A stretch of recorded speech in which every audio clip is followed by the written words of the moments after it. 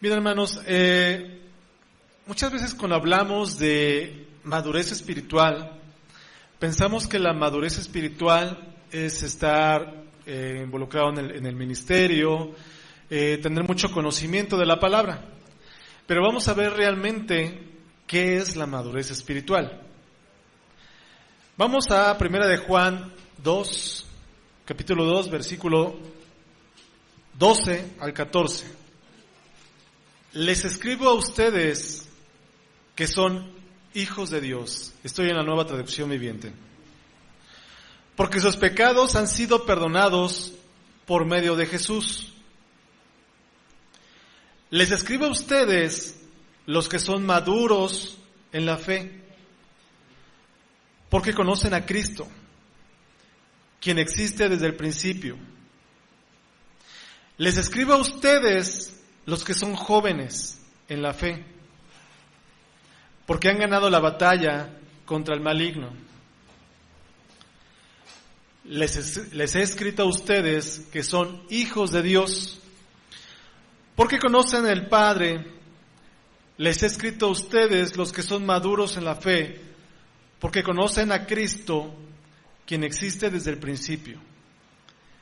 Les he escrito a ustedes, los que son jóvenes en la fe, porque son fuertes. La palabra de Dios vive en sus corazones y han ganado la batalla contra el maligno. En el capítulo 2 se indica en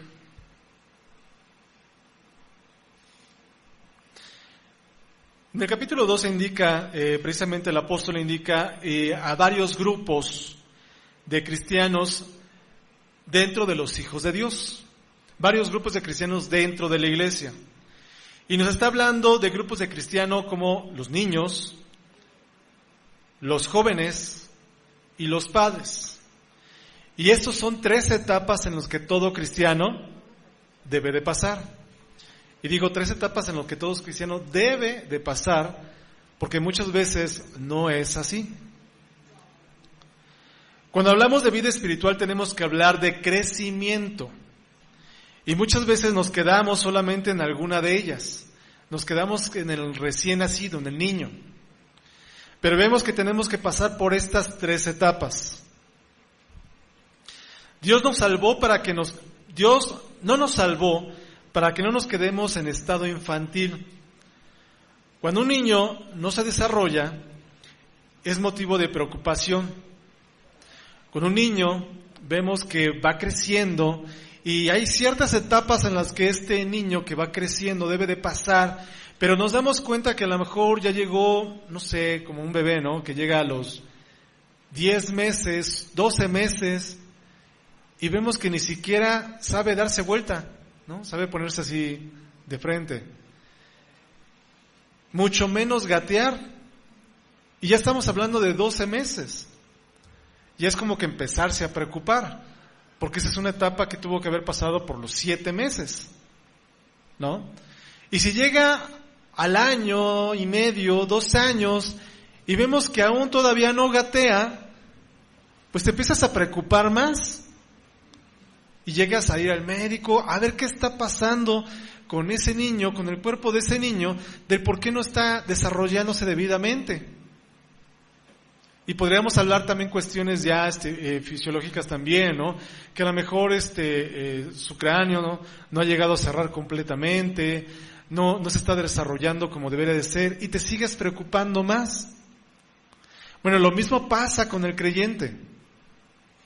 Llegamos a Cristo. Somos esos recién nacidos, porque la palabra nos dice que somos nueva criatura en Cristo Jesús. Las cosas viejas pasaron, aquí todas son hechas nuevas. Y vemos que el nuevo creyente sigue siendo ese nuevo creyente, a pesar de que han pasado 2, 3 años, 5 años. Y eso sería de preocuparse. Lamentablemente en el cuerpo de Cristo no nos preocupamos. Es más, ya lo llegamos a tomar como algo normal, algo natural, que a lo mejor hay un hermano que ya lleva varios años en Cristo Jesús y sigue siendo bebé. Vamos por favor a Romanos 8:29.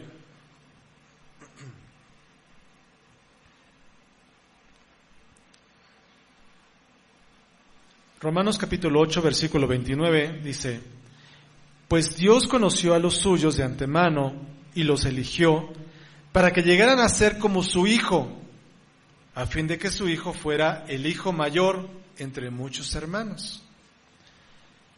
Entonces, muchas veces podemos preguntarnos, bueno, entonces, ¿cómo puedo saber que estoy creciendo? ¿Cómo puedo saber cuál es la meta? ¿A dónde tengo que llegar? ¿Cuál es la estatura a la cual tengo que llegar para poder decir que estoy realmente creciendo? Pues Romanos 8:29 nos da precisamente una parte de esa señal. Dice, pues Dios conoció a los suyos de antemano y los eligió para que llegaran a ser como su Hijo. Entonces Cristo Jesús es la estatura del varón perfecto. Es esa estatura a la cual debemos de llegar, a fin de que su Hijo fuera el hijo mayor entre muchos hermanos. Vamos a Efesios 4:15.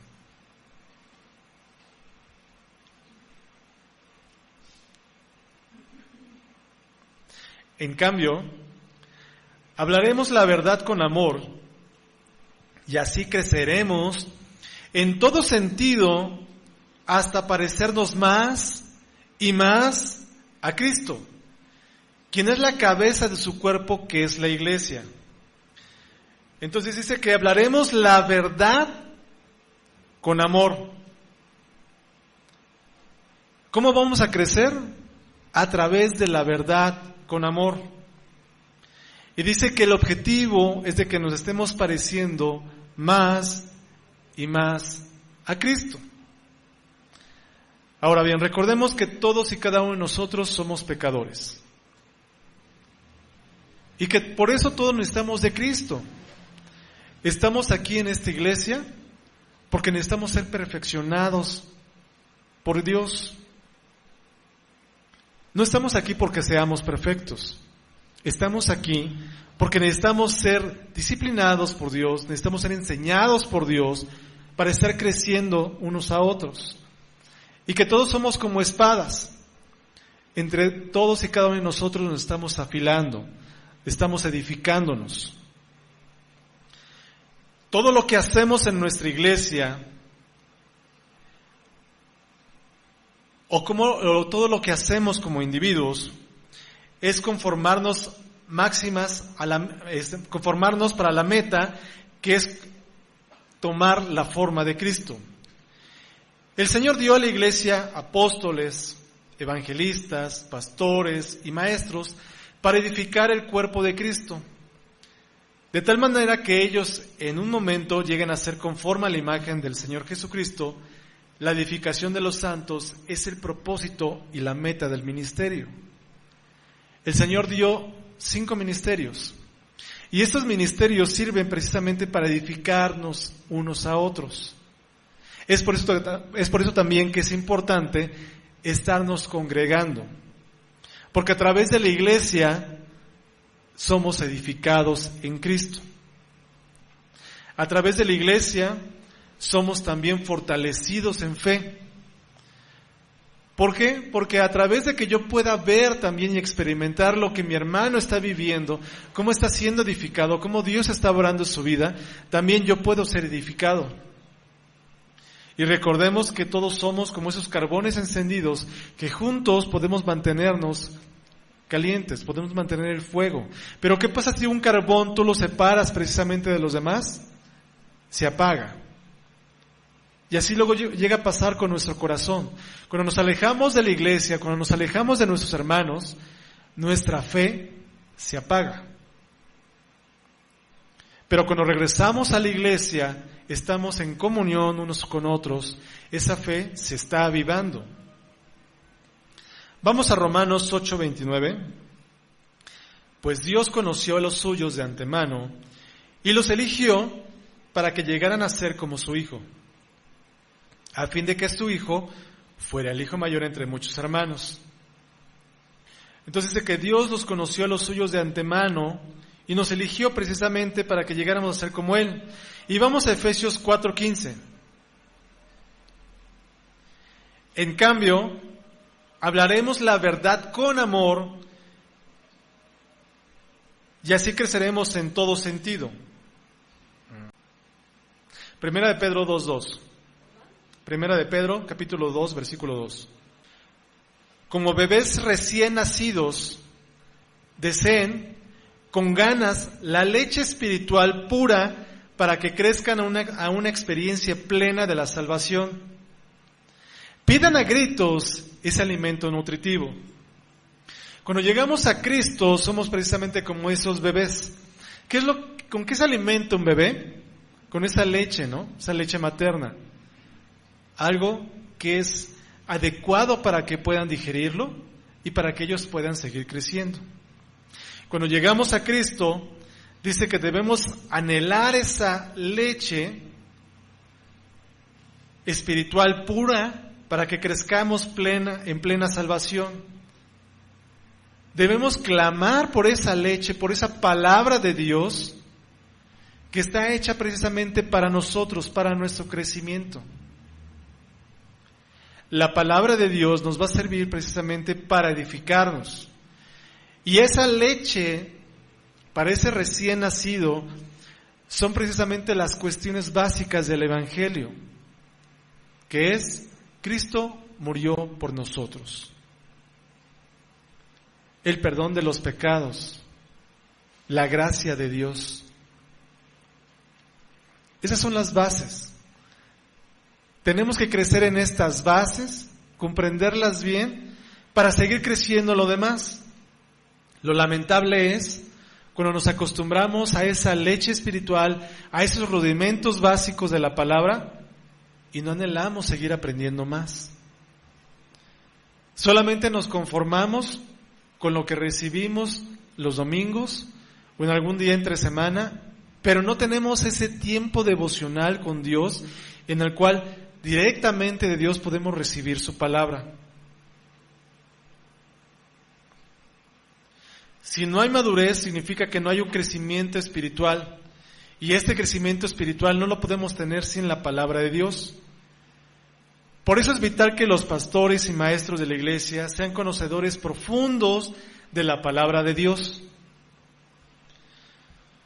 Ahora, ¿cómo podemos saber que estamos creciendo espiritualmente? Hay ciertas cosas que se confunden o pasan por crecimiento espiritual que no lo son. En primer lugar, el crecimiento espiritual no tiene nada que ver con nuestra posición delante de Dios. Lo vuelvo a repetir. El crecimiento espiritual no tiene nada que ver con nuestra posición delante de Dios. Porque Dios nos declara justos delante de Él, una vez que lo aceptamos en nuestro corazón. Desde el momento que ponemos nuestra fe en Cristo, y por virtud de Cristo, somos justos. Entonces, alguien que acepta a Cristo es salvo. Pero puede pasar, como decía, años en ese mismo tamaño espiritual, pero su posición sigue siendo de que es salvo. Entonces, su posición espiritual no significa crecimiento. Podemos ser siempre esos niños que anhelan la leche espiritual y pasamos toda nuestra vida cristiana siendo niños. Estamos en una posición de salvación, pero esa posición de salvación no significa crecimiento. Vamos a Filipenses 3:9.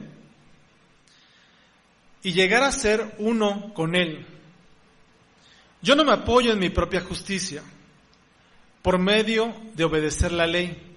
Más bien, llego a ser justo por medio de la fe en Cristo.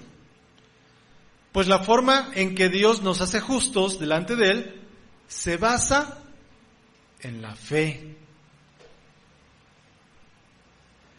Entonces, yo soy justo delante de Él por la fe que tengo en Jesús.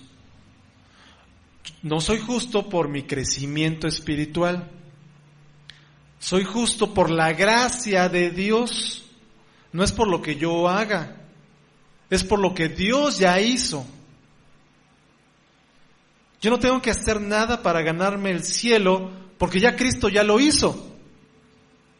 No es por mis méritos, es por lo que Cristo ya hizo en la cruz. Por eso es que cuando vienen dudas a tu mente respecto de tu salvación, son dudas que solamente son basadas en engaños. Porque puedes decir, bueno, es que Dios, la verdad es que yo no creo que yo sea salvo, Dios. Tengo muchas dudas porque me cuesta mucho hacer esto, me cuesta mucho hacer aquello. Afortunadamente no es por lo que tú hagas para la salvación. Es por lo que Cristo ya hizo por nosotros. Somos salvos por gracia de Dios, no por mis méritos.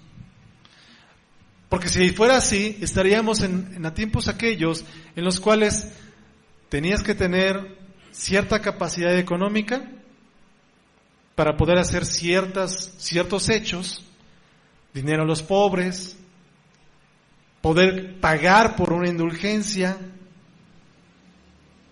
Ahí sí dependía de lo que tú hicieras. Pero realmente Cristo nos enseña que no es así, que la verdadera salvación no es por hechos, no es por lo que tú puedas hacer, no es por tu capacidad, no es por los sentimientos que tú tengas de si te sientes salvo o no. Completamente depende de lo que ya Cristo hizo en la cruz por nosotros. Somos salvos por su gracia. Vamos a Colosenses 2:10. Dice, de modo que ustedes también están completos mediante la unión con Cristo, quien es la cabeza de todo gobernante y toda autoridad. Es Cristo quien nos está enseñando que es la cabeza de todo. Segunda de Corintios 5:21. Pues Dios hizo que Cristo, que nunca pecó, fuera la ofrenda por nuestro pecado. Recordemos que Cristo fue precisamente ese siervo que fue sacrificado por nosotros. Quien es para que nosotros pudiéramos estar en una relación correcta con Dios por medio de Cristo. ¿Por qué podemos tener una relación con Dios?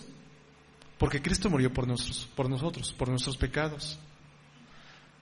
¿Por qué tenemos salvación? Porque Cristo murió por nuestros pecados. ¿Por qué tenemos perdón de pecados? Porque Cristo murió por nosotros. Todo es por Cristo, por lo que Él ya hizo. Recordemos que Pablo estaba basado en la ley, cuando él todavía no llegaba a Cristo. Los fariseos estaban basados en la ley. ¿Y qué es la ley? Todo depende de lo que yo haga. ¿Por qué razón? Porque si uno incumplía una pequeña parte de la ley, eras transgresor de toda la ley y por tanto no tenías salvación. Por eso es que Pablo dijo en Filipenses que él llegó a ser justo por medio de Cristo Jesús. No lo hizo a través de la ley, es decir, no lo hizo a través de sus hechos. Lo hizo ya Jesús. Entonces Dios nos ve en su Hijo Jesucristo, cubiertos por su justicia. Por eso es que la salvación no depende de nosotros, depende del hecho de que estamos en Cristo. Cuando lleguemos a Cristo, entonces somos nuevas criaturas. Es decir, que Dios olvidó ya todas nuestras transgresiones pasadas. Por eso es que no te puede afligir tu pasado. No puedes estar pensando que por tu pasado tú no eres salvo, o porque tu pasado Dios no te ha perdonado. Porque esas transgresiones pasadas Dios las ha borrado completamente y nos ha dado una nueva oportunidad para crecer en Cristo Jesús, una nueva vida, ser nuevas criaturas. Como Cristo llevó nuestro pecado en la cruz, entonces nuestra madurez espiritual no está relacionada con nuestra posición en Cristo. Como decía, hay hermanos salvos que a lo mejor pueden llevar 10, 20 años y pueden llegar a morir siendo bebés espirituales. Entonces, nuestra posición en Cristo no define nuestra madurez. Segundo lugar, el crecimiento espiritual no tiene nada que ver con el amor de Dios para con nosotros. Dios no nos ama más o no nos ama menos de acuerdo a nuestro crecimiento espiritual. Dios nos ama por igual. Vamos a Juan 13:1. Juan 13:1. Antes de la celebración de la Pascua, Jesús sabía que había llegado su momento para dejar este mundo y regresar a su Padre. Había amado a sus discípulos durante el ministerio que realizó la tierra y ahora los amó hasta el final. Dios amó a sus discípulos desde que llegaron a Él y los siguió amando hasta el momento que Él se fue. El amor de Dios no muda. Dios nos ama a todos por igual. Dios no ama más al pastor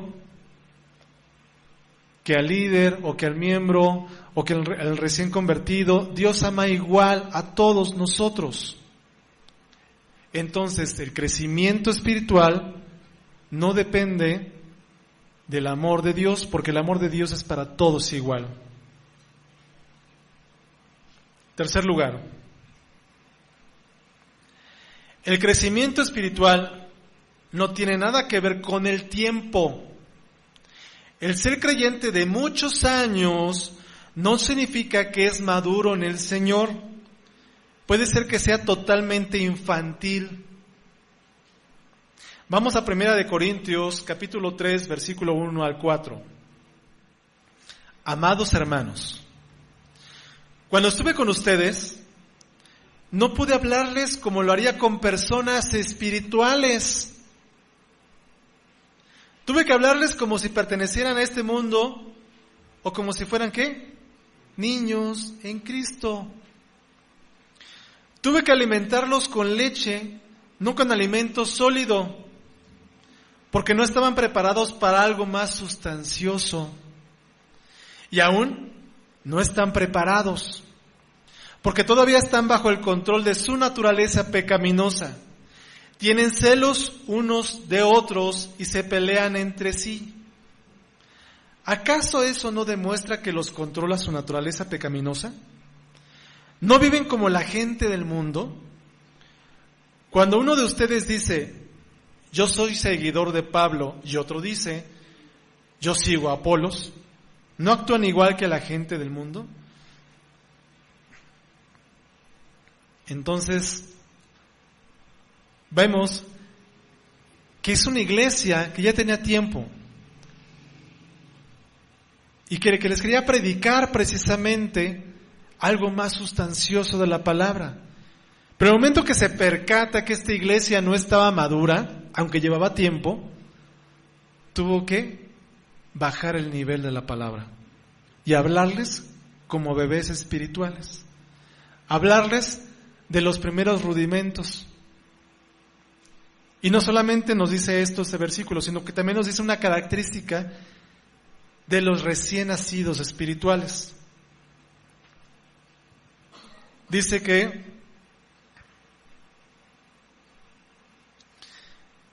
alguien que está todavía siendo un bebé espiritual, todavía está bajo el control de su naturaleza pecaminosa. Tienen celos unos de otros y pelean entre sí. Recuerdo hace tiempo que un hermano, cuando se compró un auto nuevo, pues muchos estábamos felices precisamente por él.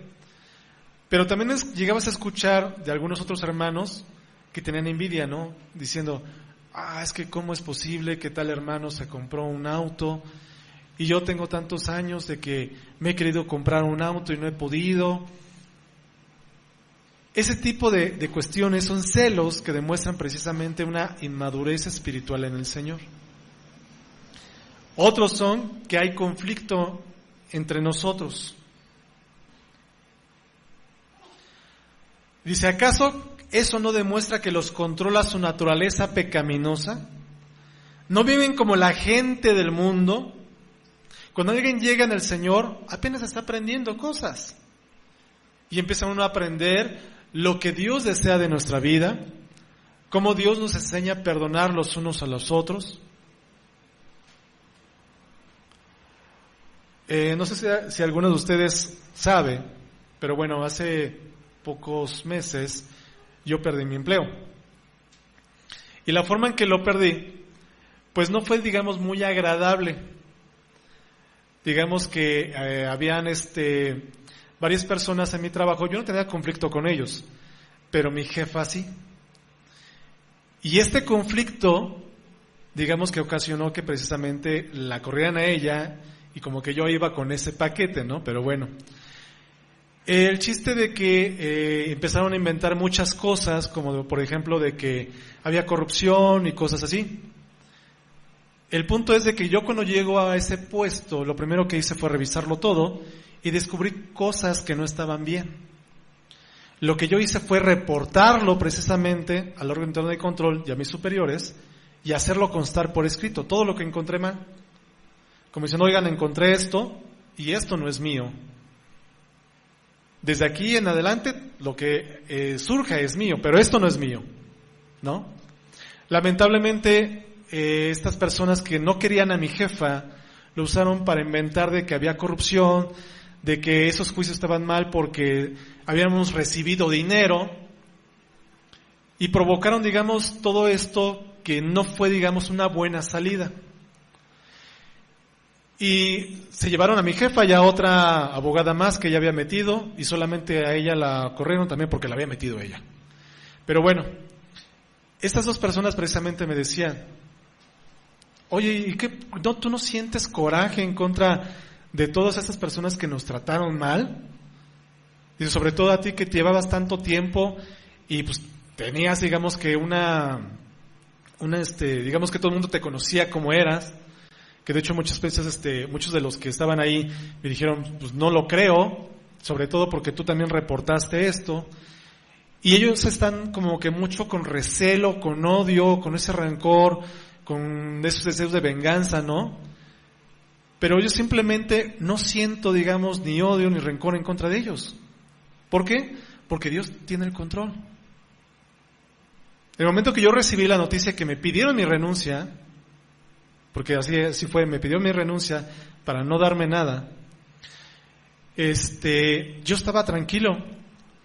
Las otras dos personas que estaban ahí estaban muy nerviosas, de hecho como que un poco alteradas, querían hablar y como que se les cortaba la voz, y yo de hecho argumentaba y me defendía precisamente diciéndole, oigan, a la secretaria de Economía, ¿no? Pues esto que están diciendo ellos, no lo encontraron ellos, no lo descubrieron ellos, lo encontré yo, y yo lo reporté. Y yo acabo de llegar al puesto y encontré eso y lo reporté. Y digamos que todo lo que yo hablaba y me defendía, lo decía tranquilo. Pero en todo momento en que estuve en esa reunión, digamos, tan difícil, porque de hecho llegó la Secretaría de Economía con varios abogados para hacer presión, para que se firmara la renuncia y, digamos, intimidar, porque hubo amenazas de parte de ella. Precisamente lo que yo les decía es, lo que venía a mi mente, más bien era, Dios tiene el control de todo, y todo lo que está pasando es por un motivo. Recordemos que todo lo que pasa en nuestras vidas tiene un propósito. Si algo malo llega a nosotros a tocarnos, es porque Dios tiene un propósito más allá. Yo aún no sé cuál es el propósito de Dios, pero lo que estoy seguro es que si Dios permitió todo eso, es por una razón. Entonces, yo tengo que esperar en Dios. Y eso es lo que estaba en mi mente cuando pasaba todo eso. Dios tiene un propósito. Dios da, Dios quita.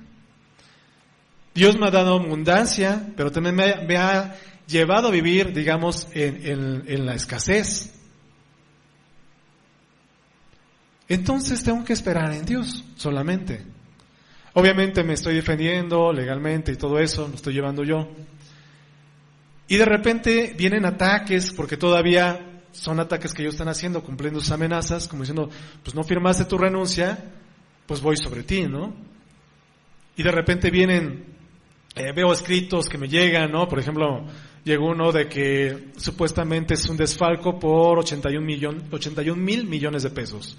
Y digo, Dios, ¿cómo no? Y luego sobre todo que, como decía, ¿no? Son cosas que yo reporté, que encontré. Y cuando hice mi acta de entrega, precisamente en recepción, que todo servidor público lo debe hacer a partir de cierto nivel, pues yo volví a reportar eso. Como diciendo, oigan, a quien le estoy entregando le reporto que yo encontré cuando tomé el puesto esta situación.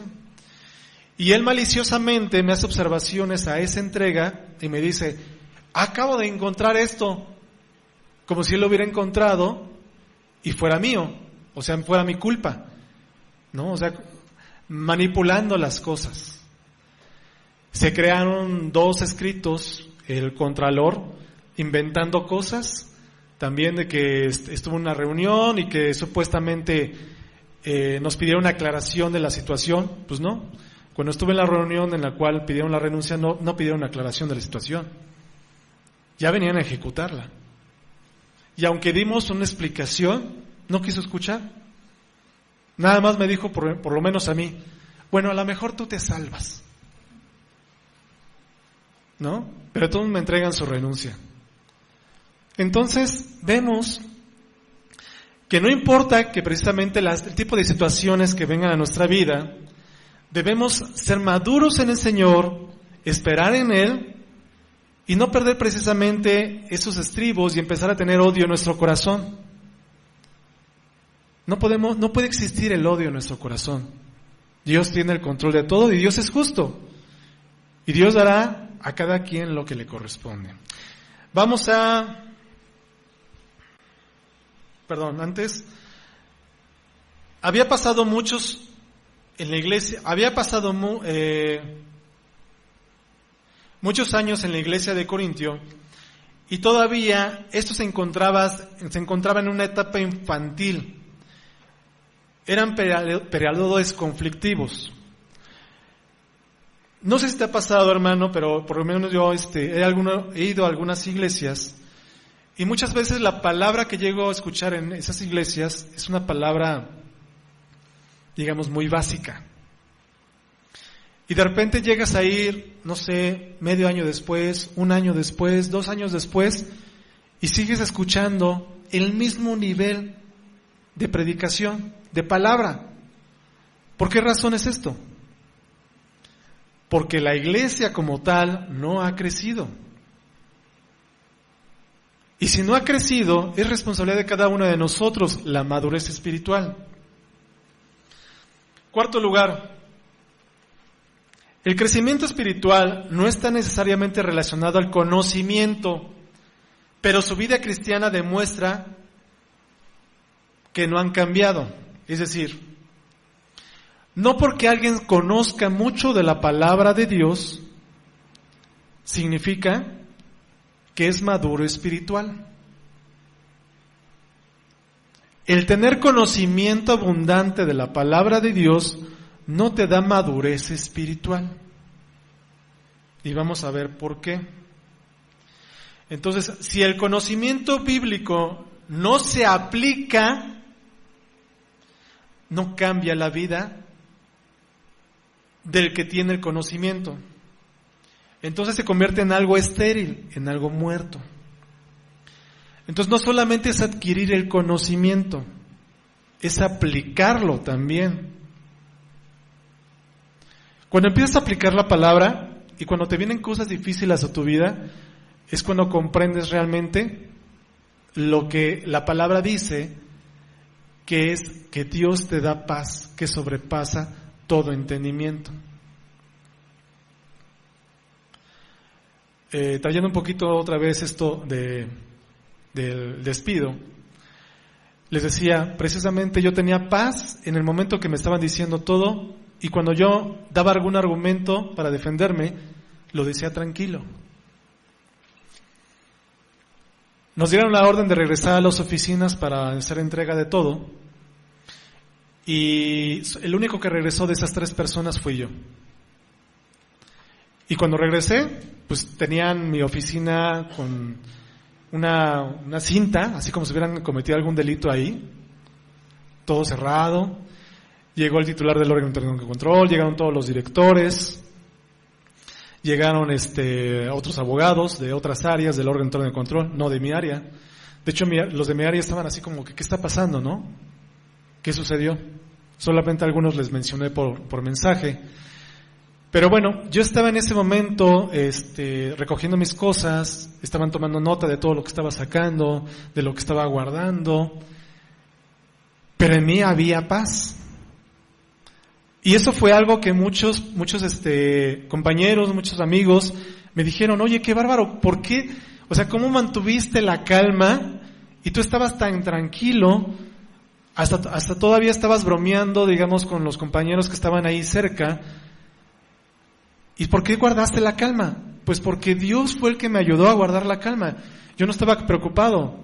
Yo estaba confiando y confío en Dios porque sé que todo lo que estaban haciendo conmigo pues no era lo correcto. Tenía la calma que el titular del órgano interno de control, digamos que es el látigo ahí, se acercó conmigo y me dijo, oye, discúlpame, pero tú sabes que esto es trabajo. Le dije, sí, no te preocupes. O sea, yo entiendo completamente que a ti la Secretaría de Economía te da una instrucción y tú la estás cumpliendo. Yo no tengo ningún problema. Yo sé que tú estás haciendo tu trabajo. Y fue con la única persona que lo hizo, ¿no? Porque con todos los demás fue a atacar, que cómo es posible que no hayan regresado, que están ocultando. Y hasta los mismos compañeros me dijeron, ¿no? Cuando me llegaban a escribir, dice, oye, es que fuiste el único que regresó. Como diciendo, pues yo no tengo nada que temer. Digo, es que así fue. Y siempre te mantuviste tranquilo, pues fue porque Dios me ayudó. Mi mente no estaba pensando en todas las consecuencias de esa situación, en que no iba a tener empleo, que ahora qué iba a hacer. No, mi mente estaba pensando en que Dios tiene el control de todo. Y esto es siempre así. Dios tiene el control de todo. No se cae ni un cabello de nuestra cabeza sin que sea voluntad de Dios. No cae la hoja de un árbol si no es voluntad de Dios. Quinto lugar. El crecimiento espiritual no tiene nada que ver con la actividad ministerial. La actividad, hay gente muy activa en sus ministerios, gente que está ocupada continuamente y en ciertas actividades en el ministerio, y piensan que eso los convierte en personas maduras. Hay personas que luego se llegan a involucrar tanto en los ministerios, pero tanto, que están todo el día, todas las semanas, todos los días de la semana involucrados.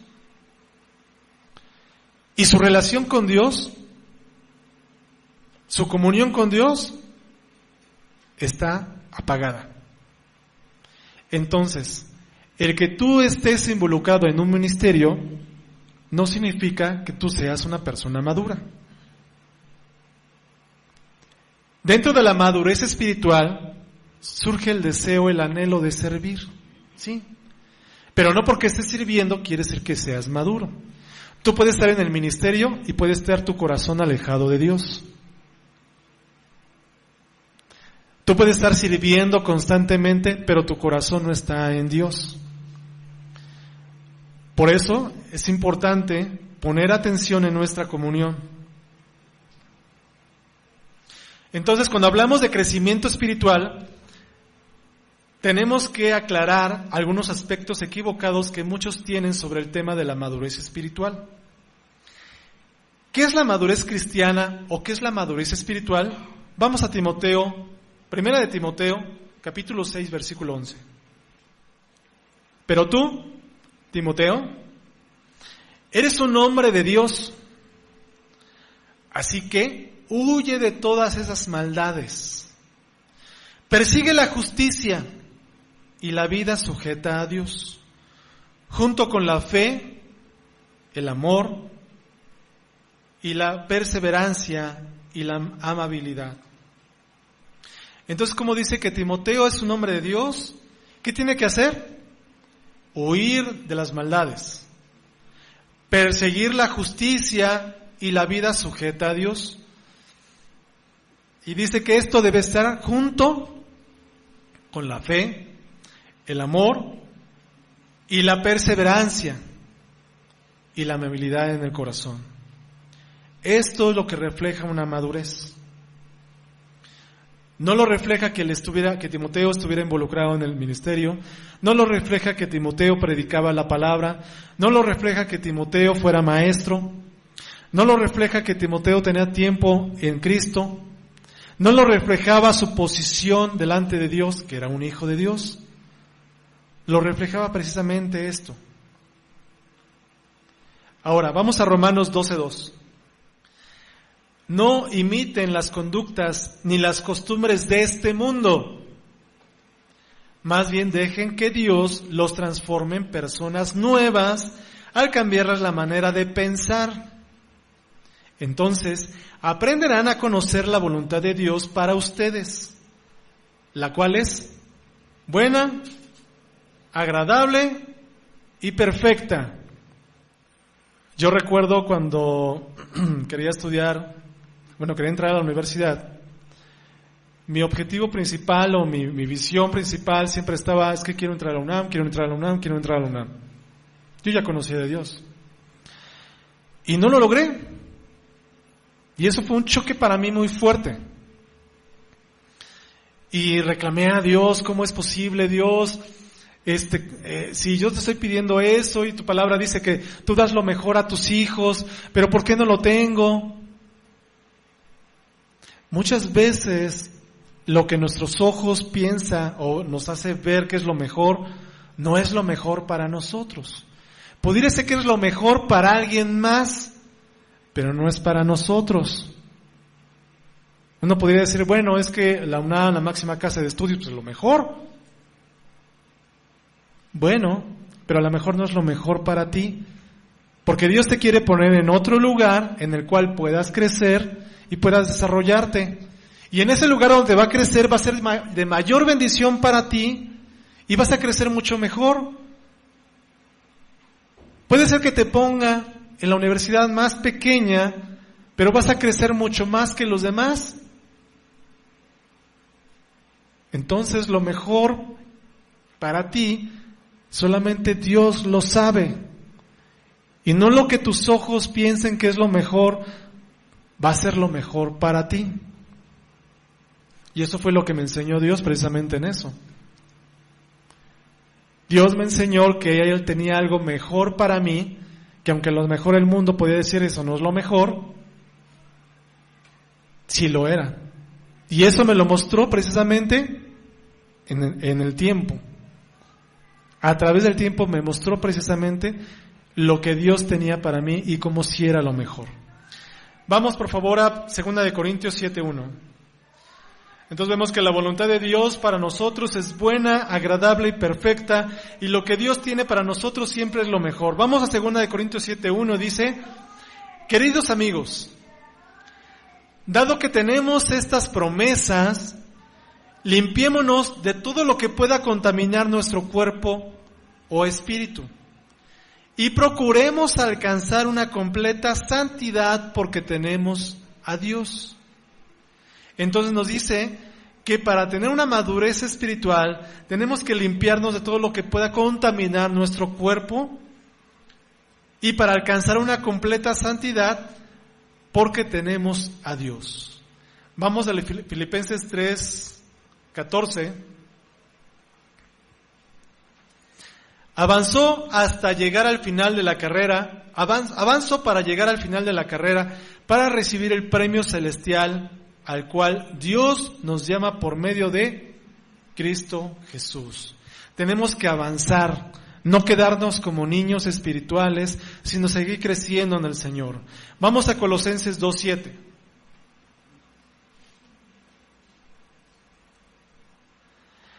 Dice, arraíguense profundamente en Él.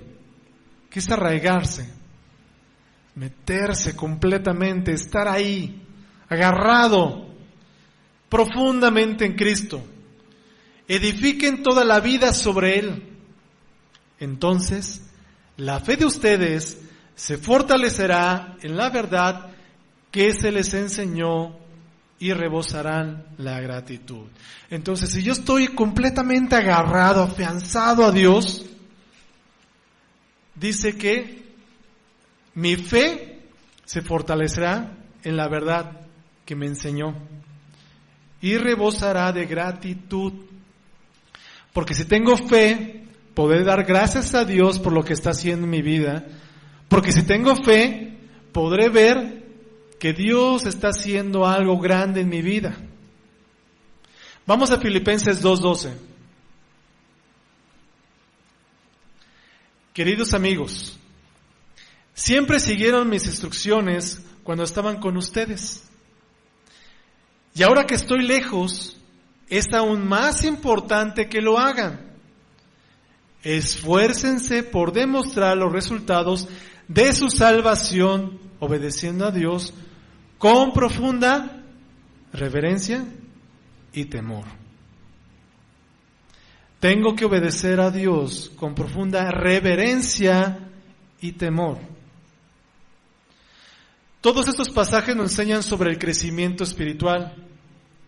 Entonces la madurez no es algo místico, no es algo sentimental, por lo que no depende de si me siento maduro o no. No es algo psicológico, no es el resultado de una experiencia, no es consecuencia de una decisión. El crecimiento espiritual, tanto a nivel físico como a nivel espiritual, es el resultado de un proceso de nutrición y ejercicio de la palabra. Desde pequeños recibimos nutrición, pero si ese pequeño se queda inmóvil, pasan los días y no se mueve, pues no está haciendo ese proceso para asimilar el alimento y que pueda fortalecerlo y que pueda hacerlo crecer. Lo mismo pasa en la palabra de Dios. Recibimos la palabra, pero jamás la asimilamos, jamás la ejercemos, jamás nos movemos en la palabra y por tanto no hay crecimiento. El Señor dijo en Mateo 4:4 que no solo de pan vivirá el hombre, sino de toda palabra que viene de Dios. Y está hablando de la nutrición espiritual y del crecimiento humano. Regresando a Juan 2, en el que nos habla de estas tres etapas, niño, jóvenes y padres, el pasaje en el versículo 12 nos dice: les escribo a ustedes que son hijos de Dios, porque sus pecados han sido perdonados por medio de Jesús. Entonces, aunque ellos se encontraban en diferentes etapas de crecimiento, todos tenían esto en común como hijos de Dios. Los pecados habían sido perdonados, todos sus pecados. Eso es lo que tenemos todos en común. Eso es lo básico, todos lo tenemos. No importa el nivel espiritual que tengamos, todos tenemos esto, el perdón de pecados. Y esto es el fundamento, porque Cristo murió por nosotros y nos perdonó de nuestros pecados. Vamos a Salmo 25:11. Entonces vemos que si no se comienza en reconocer que fuimos perdonados de nuestros pecados, no podremos crecer. Y en Salmo 25:11 nos dice: por el honor de tu nombre, oh Señor, perdona mis pecados, que son muchos. Aquí David está diciendo precisamente: por el honor de tu nombre, oh Señor, perdona mis pecados, que son muchos. Lo primero que hace es reconocer que es pecador y que necesita de Dios, necesita del perdón de Dios. Entonces, no es por méritos, no es por mí, no es por ti, no es porque tú te portes bien, es por su nombre, por el amor de su nombre que Dios nos perdona. Dios nos perdona de nuestros pecados por el amor de su nombre. No nos perdona porque nos ame mucho, nos perdona por el amor de su nombre. Así nos dice: por el honor de tu nombre, oh Señor, perdona mis pecados, que son muchos. Vamos a Jeremías 14:7. La gente dice: nuestra maldad nos alcanzó. Señor, pero ayúdanos por el honor de tu propia fama. Nos alejamos de ti y pecamos contra ti una y otra vez. Primera de Juan 2:13. Les escribo a ustedes, los que son maduros en la fe, porque conocen a Cristo, quien existe desde el principio. Les escribo a ustedes, los que son jóvenes en la fe, porque han ganado la batalla contra el maligno. Entonces, nos dice, los maduros en la fe conocen a Cristo, que existe desde el principio, y los maduros en la fe han ganado la batalla contra el maligno. Vamos a Romanos 8:15. Y ustedes no han recibido un espíritu que los esclavice el miedo. En cambio, recibieron el Espíritu de Dios cuando Él los adoptó como sus propios hijos. Ahora lo llamamos Abba, Padre. Cuando llegamos a Cristo Jesús, somos esos niños espirituales. Lo primero que hacemos es reconocer que Dios es nuestro Padre. Y es por eso que aquí dice, ahora lo llamamos Abba, Padre. Es decir, papito amado, Padre amado. Lo primero que hacemos al nacer de nuevo es reconocer a nuestro Padre. Vamos a Efesios 4:14. Entonces ya no seremos inmaduros como los niños. No seremos arrastrados de un lado a otro, ni empujados por cualquier corriente de nuevas enseñanzas. No nos dejaremos llevar por personas que intenten engañarnos con mentiras tan hábiles que parezcan la verdad.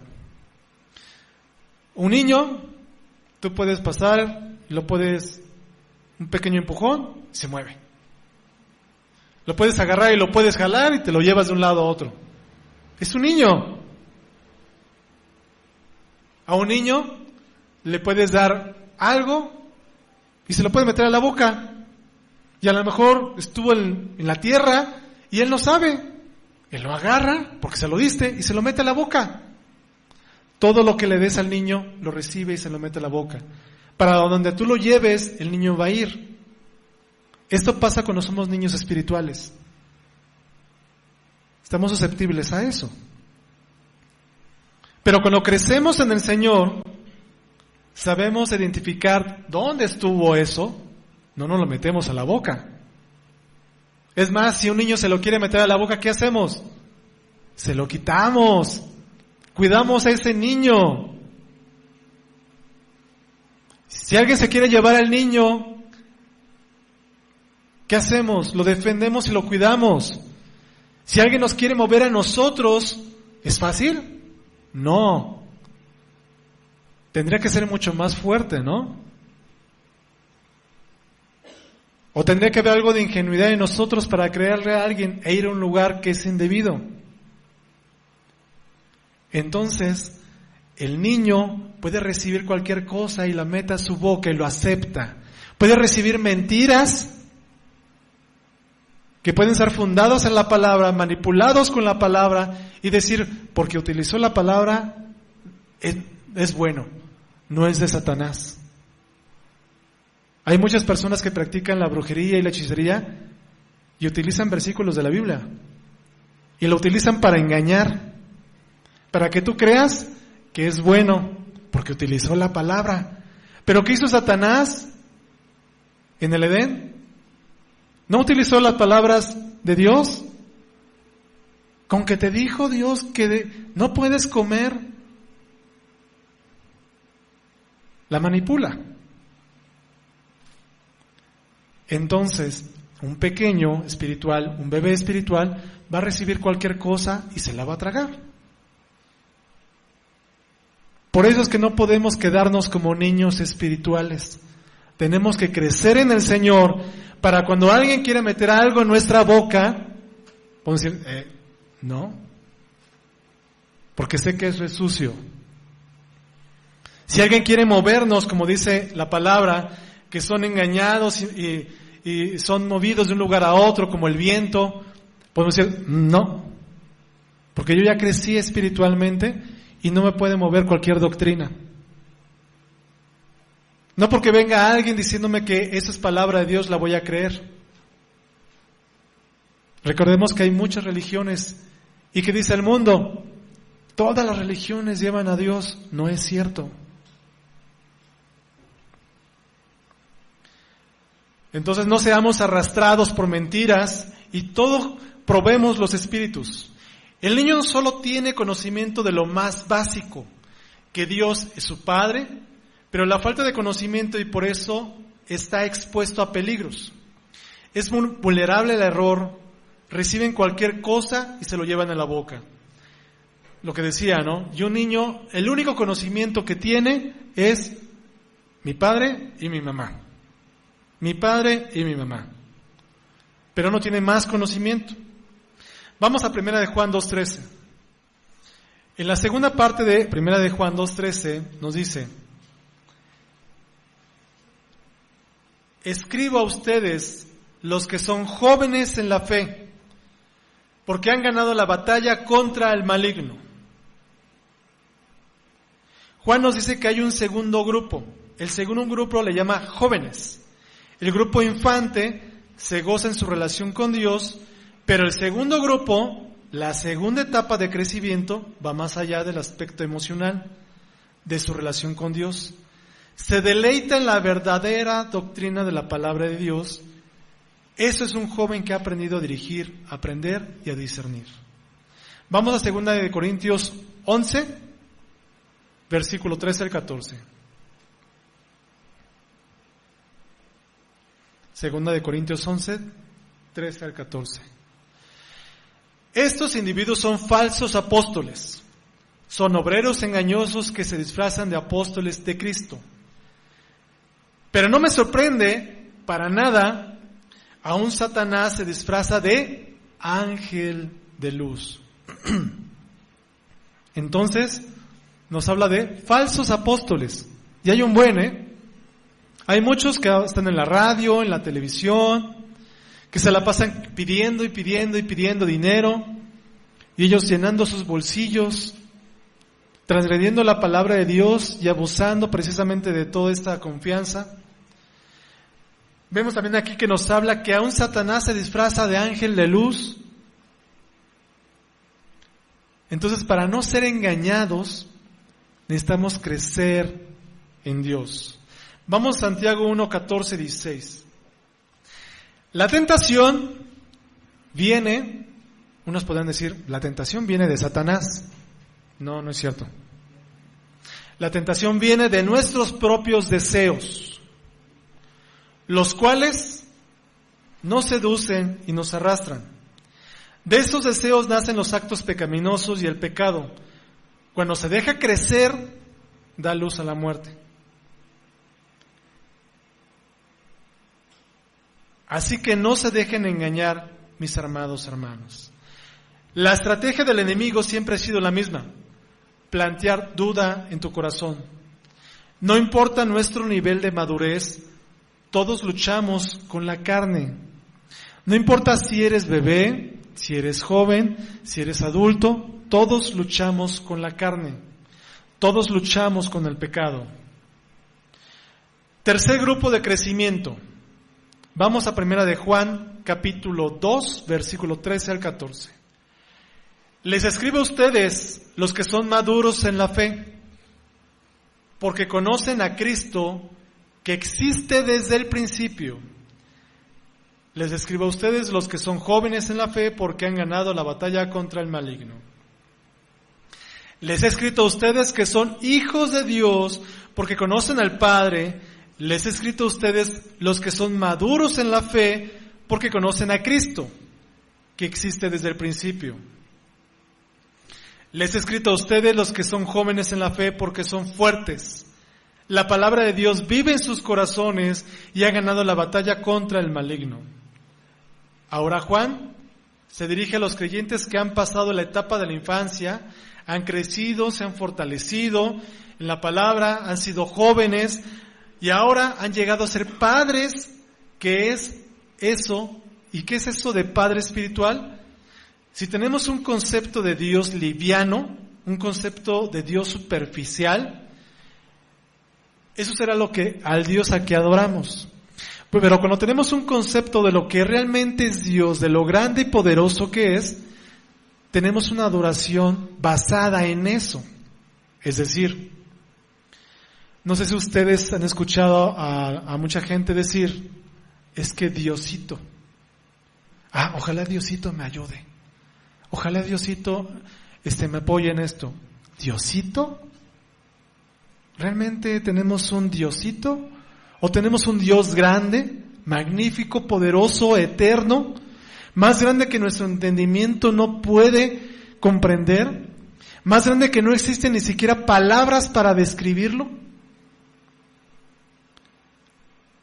Depende nuestra adoración a Dios de la magnitud que tengamos de Dios. Si tenemos un concepto liviano, ligero, pequeño de nuestro Dios, así va a ser nuestra adoración. ¿Cómo tú puedes crecer en adoración a Dios? Conociéndole. Entre más lo conozcas, más vas a adorar, tu adoración va a ser más profunda, porque vas a conocer más de Dios, más de la grandeza de Dios, vas a experimentar más cosas de Él. Tu adoración será más sincera. Vamos a Jeremías 9, versículo 23 al 24. Esto dice el Señor: no dejen que el sabio se jacte de su sabiduría, o el poderoso de su poder, o el rico de sus riquezas. Pero los que desean jactarse, que lo hagan solamente en esto: en conocerme verdaderamente y entender que yo soy el Señor, quien demuestra amor inagotable y trae justicia y rectitud a la tierra, y que me deleito en estas cosas. Yo, el Señor, he hablado. Si en algo tenemos que jactarnos, es en conocer a Dios, no en la sabiduría, el poder o en la riqueza, sino en conocer a Dios. Job realmente llegó a conocer de Dios, y eso es lo que vemos en Job 42:5. Vamos a Job 42:5. Job 42:5 dice: de oídas te había oído. O sea, yo había escuchado de ti. Yo había escuchado de muchos hermanos cómo hablaban de ti. Mas ahora mis ojos te ven. Es decir, ya no te conozco de oídas. Ya no te conozco por el testimonio de mis hermanos. Te conozco porque ya tengo una experiencia personal, propia contigo.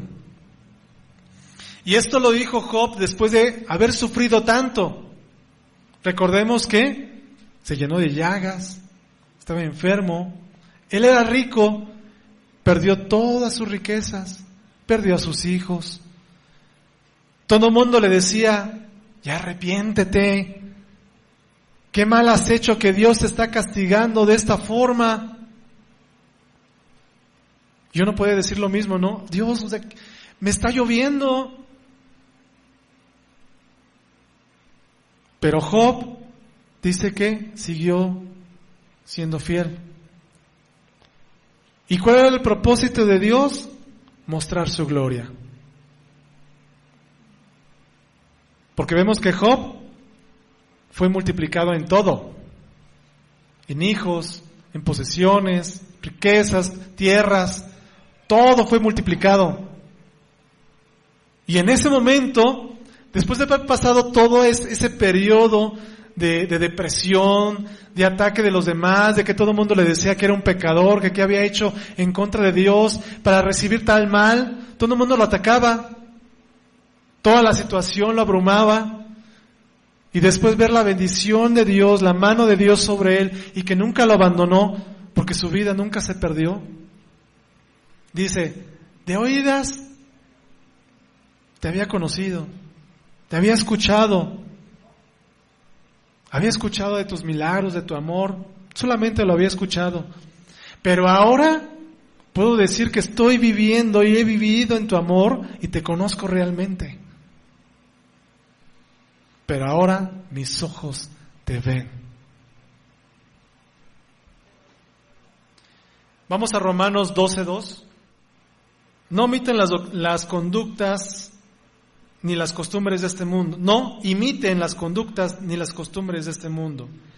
Más bien dejen que Dios los transforme en personas nuevas al cambiarles la manera de pensar. Y miren que Dios realmente te confronta con muchas cosas de este mundo y transforma completamente tu forma de pensar. Dice, entonces aprenderán a conocer la voluntad de Dios para ustedes, la cual es buena, agradable y perfecta. ¿Qué es lo que te dice este mundo sobre liderazgo? Pues tú mandas y los otros obedecen. Tú pides y los otros te dan. Pero cuando llegas a Cristo, te enseña que el liderazgo es servicio.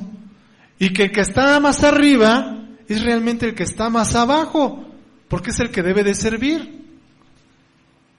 Entonces te dice que el liderazgo es precisamente estar sirviendo al cuerpo de Dios.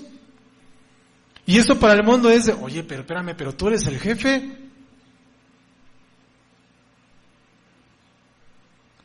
Vemos que tenemos que servir.